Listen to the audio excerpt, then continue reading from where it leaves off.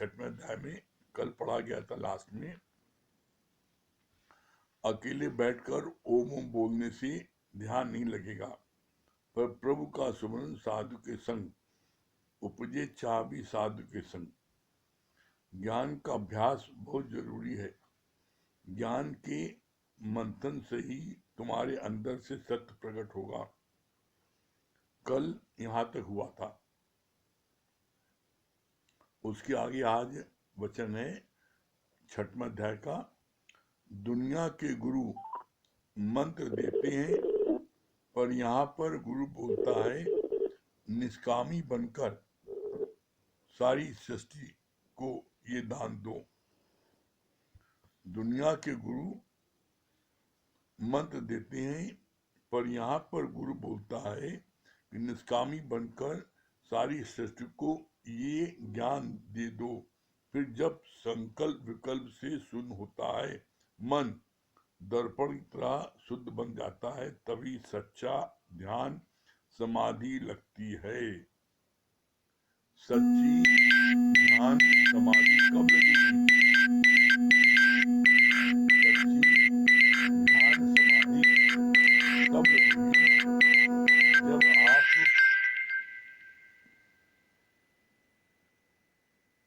निष्कामी बनकर। सच्ची समाधि कब लगेगी? जब आप निष्कामी बन करके ये गीता ज्ञान सर्व में बांटोगे। जब आप सर्व में ये गीता ज्ञान बांटोगे तो इससे क्या होगा? आपका मन दर्पण जो है एकदम साफ हो जाएगा, और जब मन दर्पण आपका साफ हो जाएगा तब आपको सच्ची समाधि लगेगी। इसके लिए जरूरी है कि आप निष्काम भाव से इस गीता ज्ञान को बांटो। बोला इसके लिए जो बांटन वाले को लगे मेहंदी का रंग। जो बांटता है उसको अपने आप रंग लग जाता है। जैसे मेहंदी जो लगाता है उसके हाथों में मेहंदी अपने आप रच जाती है, लगानी नहीं पड़ती। इसी तरीके से जो ज्ञान बांटता है उसको ज्ञान ऑटोमेटिक लग जाता है। क्यों? जब ज्ञान बांटता है तो उसमें सबसे पहले कौन सुनता है? सबसे नजदीक आपके कौन है? आपके मुख के नजदीक आपका कान। तो सबसे पहले वो सुनता है। तो सुनते सुनते सुनते वो जो है परफेक्ट हो जाता है। फिर आगे बोला,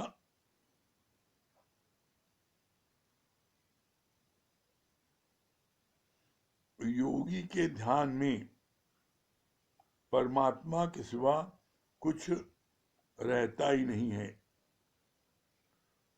योगी कौन है? जिसका योग परमात्मा से लग गया है उसे ही योगी कहते हैं। तो वो परमात्मा के सिवा उसका ध्यान कहीं जाता ही नहीं है, वो योगी है। फिर बोला, सर्दी गर्मी लाभ हानि को सहन करना सीखो। ज्ञानी स्वर्ण और मिट्टी को समान समझता है, यानी सोने में भी आसक्ति नहीं है। राजा जनक रहता था, रजाई में था, पर कभी भी उसकी वहां पर आसक्ति नहीं थी। नगरी जलने पर समाचार सुनकर भी वो शांत बैठा रहा। क्या मतलब? बोला, राजा जनक की तरह आप भी, अगर आपके पास में अपार धन है, बहुत वैभव संपन्नता है, तो आप भी राजा जनक की तरह रहो। और नहीं है सुखदेव मुनि की तरह लंगोटी लगा कर तो रहो। मतलब ज्ञानी की जो उसकी प्रारब्ध के अनुसार जो कुछ भी प्राप्त होता है उसमें वो संतुष्ट है, और उसमें वो संतुष्ट है और उसमें वो मस्त है। वो और अपेक्षा या डिमांड नहीं करता। और अगर है तो उसमें उसकी आसक्ति नहीं है। कैसे बोला? बोला इसके लिए कितनी अच्छी बात बोली कि ये जो है, अगर तुम्हारे पास सुखदेव मुनि की तरह कुछ नहीं है, लंगोटी अकेले है, तो उसके लिए क्या बोला? सर्दी गर्मी लाभ हानि को सहन करना सीखो। तो जब नहीं कुछ है तो सहन करना सीखो। और जिनके पास नहीं है, परमात्मा की ऐसी कृपा होती है कि उनकी बॉडी वैसे सहने योग्य उनकी बॉडी हो जाती है। आप देखो, जो गरीब बच्चे हैं वो कुछ नहीं पहने रहते, गर्मी में खुले आकाश के नीचे लू में घूमते रहते हैं। सर्दी में इतनी ठंड होती है कि बच्चे जो है स्वेटर कोट सब पहनते हैं, उसके बाद भी उनको ठंड लगती है। और वो बच्चे नंगे बदन एक बनियान डाले हैं, उनको ठंड नहीं लग रही है। क्यों? उनको शुरू से वैसे रहते रहते उनके अंदर में उनकी बॉडी की रेजिस्टेंस पावर अपने आप बढ़ जाती है और वो ऐसे सहने योग्य हो जाते हैं। कैसे? इसका प्रमाण आप अपने जीवन में खुद देख लो।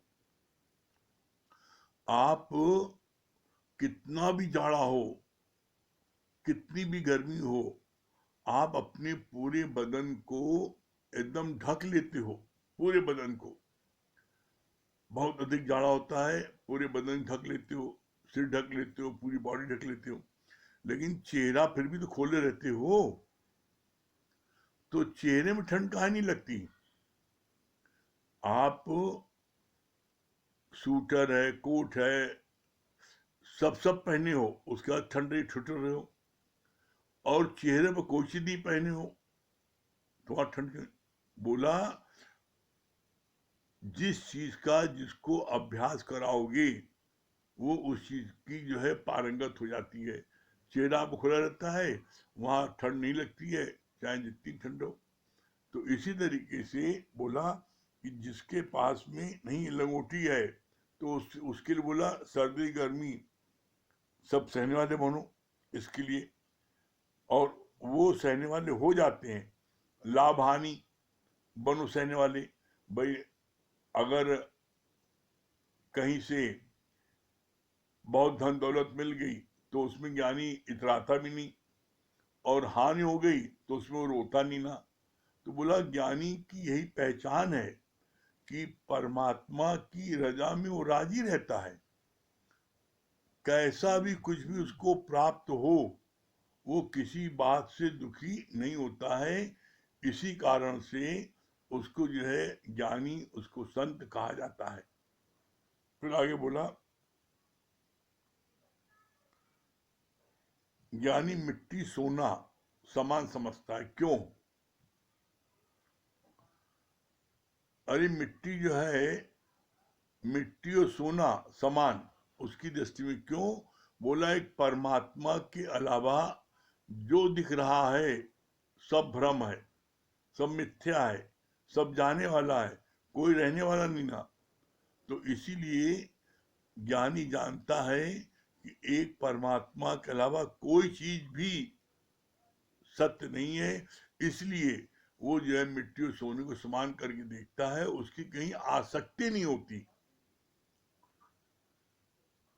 ज्ञानी जो है हीरे की अंगूठी पहनता है, हीरे का हार भी पहनता है, लेकिन जब उसका वो खो जाता है तो उससे वो दुखी नहीं होता, रोता नहीं है, हाय मेरी अंगूठी खो गया, हाय मेरा हार खो गया। किसी और के प्रारब्ध में वहां चला गया, मालिक बदल गया। तो वो बोला तुमको हीरे का टॉप से हीरे का हार पहनने का तुमको तभी अधिकार है जब तुम्हारा खो जाए, तो उसकी वजह से तुम दुखी न हो। फिर आगे बोला राजा जनक रहता लड़ाई में था, पर कभी भी उसकी वहां आसक्ति नहीं थी। नगरी जलने पर समाचार सुनकर भी वो शांत बैठा रहा। राजा जनक की नगरी में आग लग गई, सत्संग हो रहा था, आकर के किसी भक्त ने चिल्ला के बोला। राजा जनक बैठे रहे, सत्संग सुनते रहे, बाकी सब भाग गए। तो यहां पर गुरुजी ने सारे भक्तों को बुला के बोला जब लौट के आए कि तुम लोगों को अपने प्रश्न का उत्तर मिला। तुम लोगों के मन में ये प्रश्न आता था कि राजा जनक के आने पर गुरु सत्संग शुरू करता है, तो हम सत्संग क्यों? क्योंकि राजा जनक ही इसके योग्य है, बाकी तुम सबको योग्य नहीं हो। क्यों? राजा जनक के महल में आग लगी तो तुम सबका घर तो राजा जनक के महल के पास में था ना, तो पहले राजा जनक का घर जलेगा, तुम लोग क्यों भागे? तो हम लोग सोचा आज वहां तक न पहुंच जाए। राजा जनक से पूछा गया आप क्यों नहीं भागे? तो क्या जवाब दिया? जिसकी जले वो भागे, मैं क्यों भागू?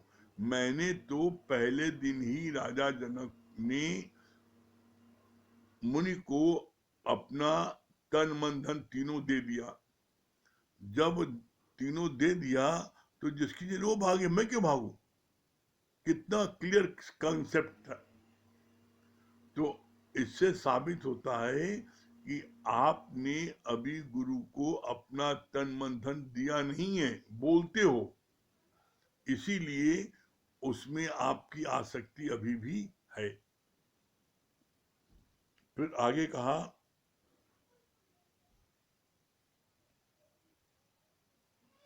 बाहर से जगत का त्याग करने से मन बस हो जाता तो सभी ऐसा कर लेते। ज्ञानी के जीवन का आचरण भी ज्ञान में है। Knowledge without character is for Avid only. क्या बताया? बाहर का त्याग करने पर मन अगर बस हो जाए, बाहर के त्याग करने पर अगर मन बस हो जाए तो वे सब लोग कर लें। तो बाहर के त्याग से मन बस नहीं होता। तो लोगों को गलत फहमी है ना, त्याग करके वो जंगल भाग गए, नहीं, त्याग करने से तुम्हें कुछ प्राप्त नहीं होगा। बोला बाहर से जगत का त्याग करने से मन बस हो जाता तो सभी ऐसा कर लेते। ज्ञानी के जीवन का आचरण भी ज्ञान में होता है। बाहर से हमें किसी भी चीज का त्याग नहीं करना है। हमको जो भी यहाँ त्याग होता है वो त्याग बोला जाता है अंदर का। अंदर से आपकी जो अपनी आसक्ति को हटाओ। बाहर से किसी भी त्याग को यहाँ गुरु नहीं कहते। क्यों? क्योंकि बाहर के त्याग से तुम्हारे अंदर में उन्नति नहीं होगी, तुम्हारा मन प्रसन्नचित नहीं होगा। तुम्हारा ये सोचो कि तुम्हारा मन प्रसन्नचित हो जाए और तुमको शांति मिल जाए, तो ऐसा नहीं होगा।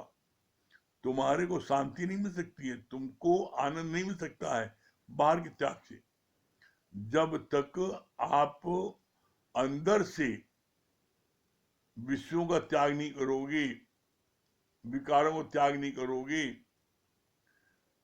झूठ फरेब त्याग नहीं करोगे, ईर्षा जलन श्रवण कुड़न नफरत त्याग नहीं करोगे, तब तक आपको आनंद की प्राप्त नहीं हो सकती। यहां पर सब कुछ चेंज अंदर का है।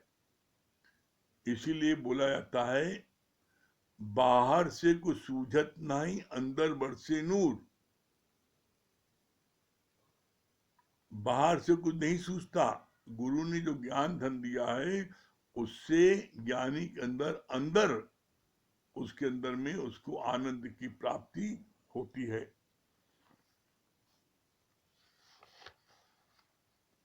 ज्ञानी के जीवन का आचरण भी ज्ञान में है। Knowledge without character is evil for only. बोला इसके लिए कि ज्ञानी का आचरण भी ज्ञान में होना चाहिए। ऐसा नहीं कि ज्ञान में आचरण न हो और उपदेश सबको दे और अपने आश्रम में अपने जीवन में न लगाए। तो बोला फिर तो ये जो है ये और ज्यादा बुराई और ज्यादा ठगी हो जाएगी। जो उपदेश दे वो अपने जीवन में भी लगाए, तब तो वो जो है तब क्या होगा, अगर अपने जीवन में लगाएगा तब उसको बोला जाएगा ब्रह्म श्रोती ब्रह्मनिष्ठी दोनों। ब्रह्मनिष्ठी है जो अपने जीवन में ज्ञान को लगाता है, जो बताता है, तो वो ब्रह्मनिष्ठी भी है। फिर आगे बोला आज यहाँ पर ये अध्याय 6 का 11 से 17 श्लोक तक आज इस यहाँ शुरू होने जा रहा है। 11 से 17 श्लोक। ज्ञानी बैठता है शुद्ध भूमि पर। शुद्ध भूमि का अर्थ होता है वो भूमि जो जहाँ सत्संग होता है, जहाँ परमात्मा का भजन होता है। कभी जाकर एकांत में अभ्यास करो अपने स्वरूप का। कोई एकांत स्थान पर बैठकर मनन करो ज्ञान का। अगर घर में एकांत नहीं मिलता तो थोड़ी देर पार्क में चले जाओ या फिर छत पर शांत करके बैठो। ध्यान तुम्हारा अपने स्वरूप में हो। जब तक अंतःकरण शुद्ध नहीं होता तब तक फिर जगत के ख्याल चलेंगे, पर फिर ख्यालों को सही दिशा में मोड़ो। यहाँ पर जो बोला ज्ञानी बैठता है शुद्ध भूमि पर। शुद्ध भूमि क्या है, इसके लिए बोला, शुद्ध भूमि के लिए बोला है कि कुशा, छाल और मुलायम चद्दर, ऐसी ऐसी ऐसी चीजों शुद्ध भूमि में कि जहां पर बैठने से तुमको आराम मिले। सत्संग भी अगर आपके आराम से आप नहीं बैठे हो तो आपको क्या है, तकलीफ हो जाएगी। जैसे एज एग्जाम्पल गुरु ने बोला कि कुशा है, कंबल है, ऊपर से मुलायम चद्दर है, आसन न बहुत ऊंचा है न नीचा है, जहां पर गिर के तुमको चोट लग जाए ऐसा आसन नहीं, सामान्य सुखदायक हो, वो शुद्ध भूमि है। आप ऐसे जगह बैठोगी, ऐसे स्थान में बैठोगी तो आपका सत्संग सुनने में, सत्संग करने में मन लगेगा। और यदि आप गंदी संदी जगह बैठे हो, मैली चद्दर बैठे हो, जहां पर दुर्गंध आ रही है, तो दुर्गंध आपको आ रही है तो सत्संग जो सुन रहा है या सत्संग जो कर रहा है, दोनों को मन नहीं लगेगा। क्यों? उस दुर्गंध की तरफ जो है सबका ध्यान जाएगा। जब ध्यान उधर जाएगा तो ज्ञान क्या सुनेगा? तो इसीलिए बोला गया जहां बैठो स्थान साफ करके शुद्ध भूमि पर। और वो शुद्ध भूमि कौन सी होती है? जब ऐसा स्थान हम साफ करके बैठते हैं तो वो है सत्संग स्थान। तो कभी भी इस बात का आलस नहीं करो कि गंदा संदा चद्दर बिछा है, उसी में खाना खाया है, उसी में सब चीज गिरी है, या चद्दर जो है 1 महीने धुला नहीं है तो उसमें क्या होता है, धूप में पड़ा नहीं है तो उसमें बदबू आ जाती है, गंध आती है। अब अगर आपने उस चद्दर को नहीं हटाया और उसी के ऊपर आपने नई चद्दर डाल दी तो पुरानी चद्दर की महक जो है, गंध जो है, वो तुमको शांत से बैठने नहीं देगी। तुम्हारा ध्यान बार बार उधर जाएगा तो तुम्हारा मन सत्संग में नहीं लगेगा। इसीलिए बोला गया शुद्ध भूमि, जहां परमात्मा का भजन होता है। कभी जाकर एकांत में अभ्यास करो अपने स्वरूप का। कोई एकांत स्थान पर बैठकर मनन करो ज्ञान का। जब आप ज्ञान का मनन करोगी तो आपको पता लगेगा कि आपका स्वरूप क्या है। बोला नहीं, घर में एकांत नहीं मिलता तो थोड़ी दूर पार्क में चले जाओ या फिर छत पर शांत करके बैठो। ध्यान तुम्हारा अपने स्वरूप में हो। अपने स्वरूप में मतलब मैं कौन हूं, हु आई एम।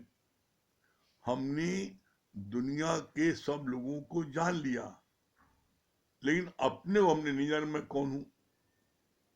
जब अपने को हमने नहीं जाना तो बोला आना जाना लगा रहा।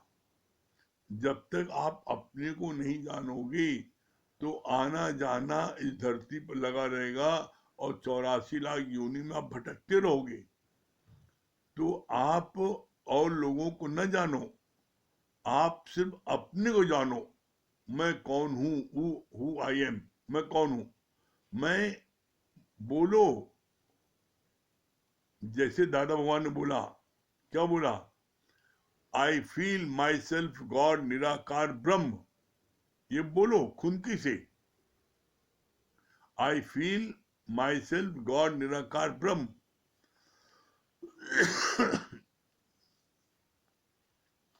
ऐसा बोलोगे खुनकी से तो आपके अंदर में वो ब्रह्म की सारी क्वालिटी अंदर आने लगेगी और आप 84 लाख योनि से बच जाओगे। फिर आगे बोला,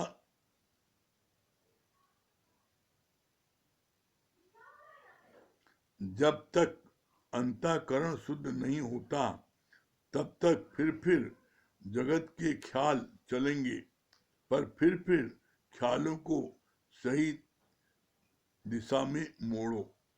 बहुत अच्छी बात मैंने समझाई यहाँ पर।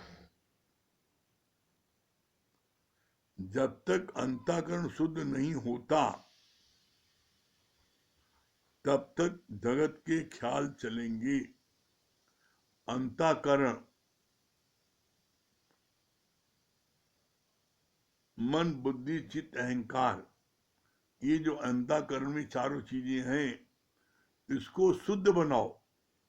जब शुद्ध करोगे, निर्मल करोगे, पवित्र करोगे, तो बोला जब आप ऐसा करोगे तो फिर आपको जगत का ख्याल नहीं चलेगा।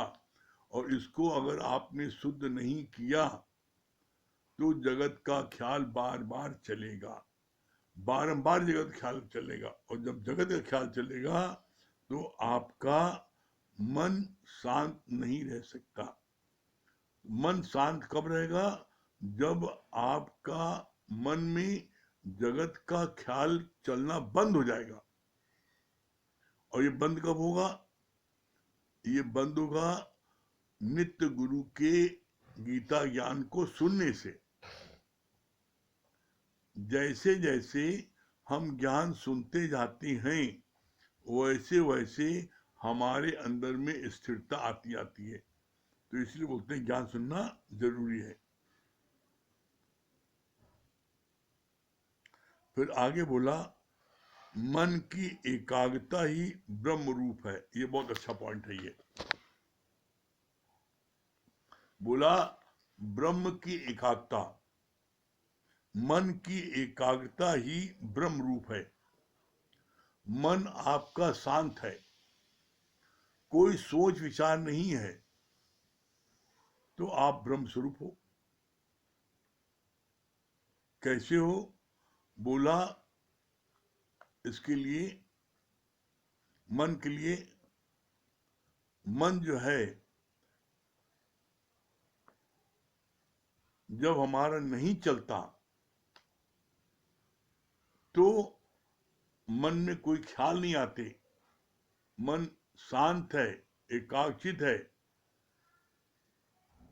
तो इसके लिए क्या बोलते हैं? स्थिर मन ब्रह्म, अथिर मन संसार। अगर आपका मन स्थिर है, किसी बात के लिए नहीं चल रहा है, लाभ हानि में नहीं चल रहा है, जीवन मृत्यु में नहीं चल रहा है, मान अपमान में नहीं चल रहा है, स्थिर है, तो आप ब्रह्म स्वरूप हो। आप देखो आपका मन जो है, आपका मन कब चलता है? आप देखो लाभ हानि में आपका मन चलता है, दुख सुख में चलता है, मान अपमान में चलता है। अगर मन चल रहा है, मन दुखी सुखी हो रहा है, तो इसके मतलब आप ज्ञानी नहीं हो। ज्ञानी का मन स्थिर रहता है।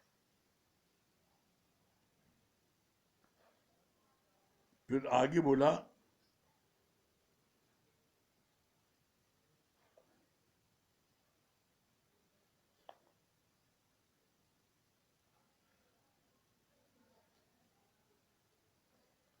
चित्त में कई प्रकार का विक्षेप या क्रोध हो तो अपने स्वरूप का दीदार नहीं होता। जब विक्षेप या क्रोध आता है तो हम अपने स्वरूप से हट जाते हैं। अपने स्वरूप में हम कब टिकते हैं?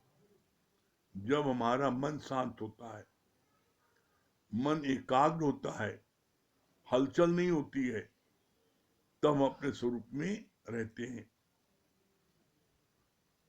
बातें तो सभी बड़ी बड़ी पूछते हैं, हमारा मन फिर क्यों चंचल होता है, हमारी ब्रह्माकार वृत्ति क्यों नहीं बनती।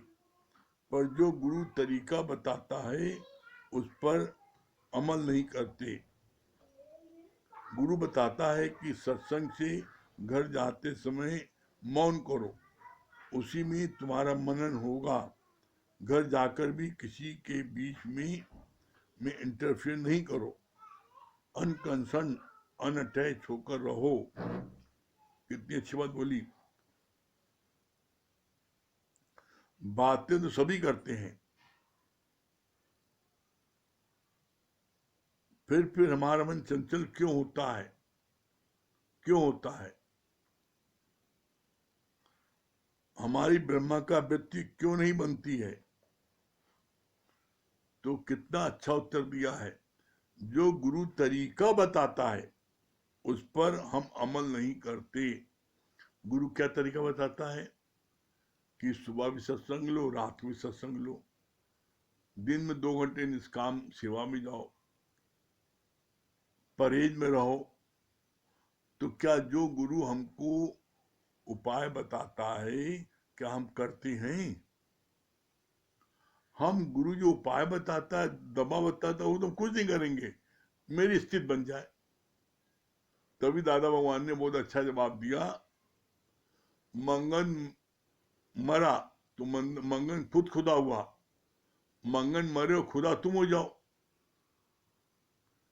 गुरु टहले, गुरु सुबह योगा व्यायाम गुरु करे और को स्वस्थ तुम हो जाओ घर बैठे।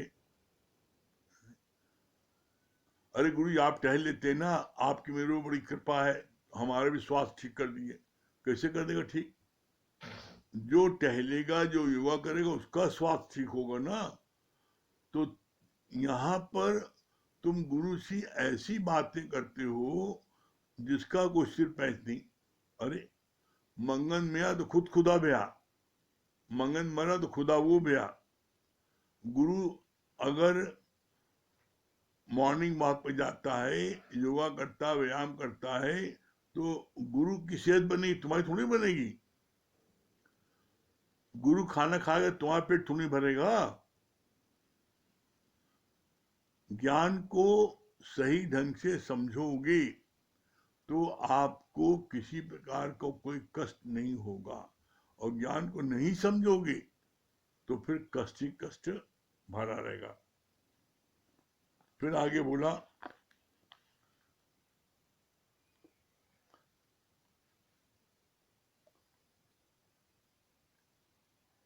घर जाकर भी किसी के बीच में इंटरफेयर नहीं करो, अनकंसर्न अनअटैच होकर रहो। ज्ञानी कैसे रहता है घर पर?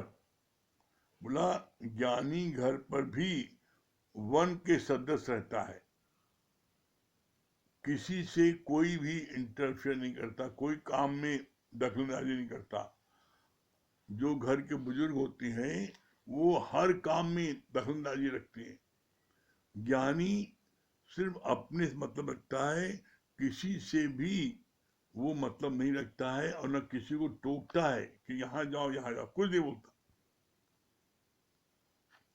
अनअटैच।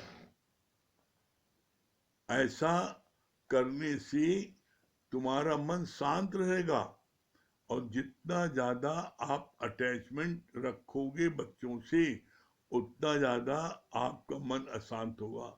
क्यों? क्योंकि आप बार बार उनको देखोगे कि अभी तुमने ये काम किया कि नहीं, ये काम नहीं किया, ये करो। बार पूछोगे, मारोगे, पीटोगे, तो उससे न तुम्हारा मन लगेगा और न पढ़ने वाले मन लगेगा। इसलिए गुरु जो कहे उसको तुम करते चलो, तो तुमको मंजिल शीघ्र प्राप्त हो जाएगी। फिर आगे बोला,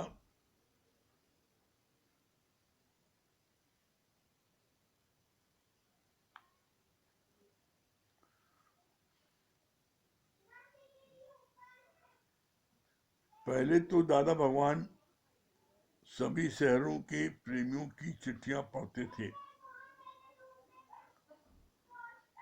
रात को 12 बजे तक भी उनको पत्र लिखते थे। लेकिन बाद में उनकी स्थिति ऐसी हुई कि वो लड़कियों को बोलते थे कि तुम्हारी लोग जवान लड़कियों को बोलते थे कि तुम ही लोग जवाब लिख दो, कोई भी नाम रूप तो वो भीतर नहीं ले जाते थे। मतलब बाद में ऐसी स्थिति हो गई थी कि वो चिट्ठी पत्री भी लड़कियों के कहते लिखो, नाम रूप से बहुत उपराम हो गए, किसी में नाम न लिखना, और कहे तुम सब लिखो। तो बोला दादा को उनकी पत्नी एक बार मैके चली गई, 1 महीने वो घर से बाहर रही, पर दादा को पता भी नहीं चला। बच्चों ने बोला आज मम्मी आ रही है, तो बोले वो गई कब थी। मतलब इतना अनअटैच, इतना अधिक किसी से कोई मतलब नहीं रखना। तो दादा भगवान की पत्नी घर से 1 महीने मैके चली गई, और 1 महीने बाद हम लौट के आ रही हैं, तो बच्चों ने बोला कि आज मम्मी लौट के आ रही है। तो मम्मी गई कब थी, उन्हें नहीं पता। तो ज्ञानी परिवार में भी रहता है, लेकिन टोटल निरासक्त भाव से, उसकी कहीं आसक्ति रहती नहीं है। वो कहीं भी किसी जगह भी रहता है तो अपने स्वरूप में रहता है। और इसीलिए ब्रह्म ज्ञानी को हर कोई ललायित रहता है कि मेरे घर में आके रहे। क्यों? क्योंकि ब्रह्म ज्ञानियों के रहने मात्र से वहां का वातावरण इतना शुद्ध जाता है, इतना असर पड़ता है कि हर कोई चाहता है गुरु मेरे पास रहे। फिर आगे बोला,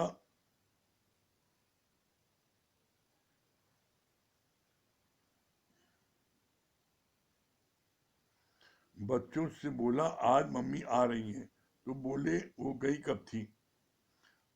ऐसा योगी जो सदैव अपना चित्त परमात्मा में रखता है, ऐसा योगी जो सदैव अपना चित्त परमात्मा में रखता है, उसी को उसी को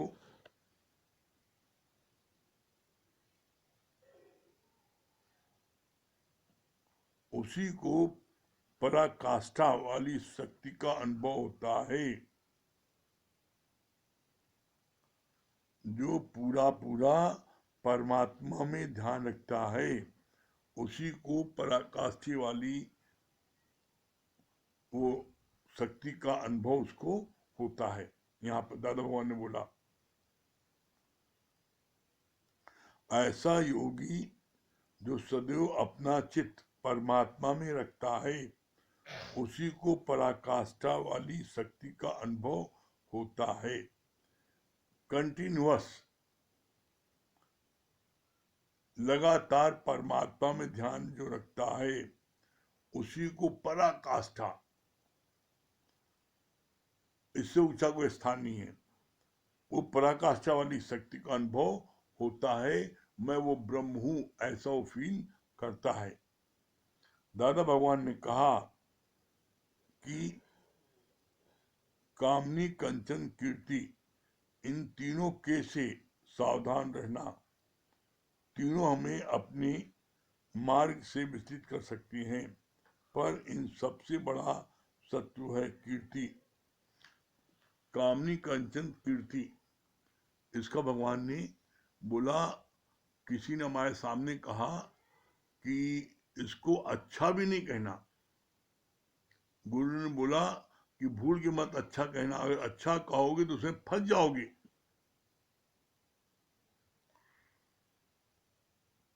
तीन के से हमेशा सावधान रहना।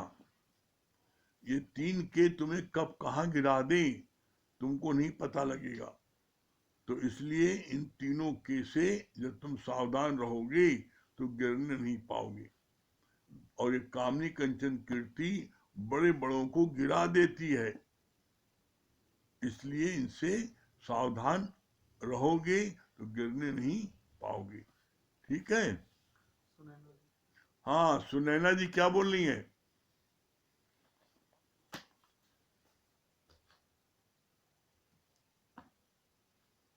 सुनैना जी,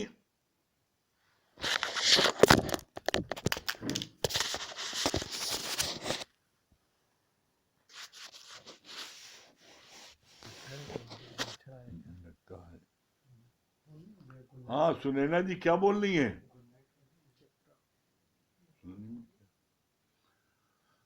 हाँ, चित्रा जी।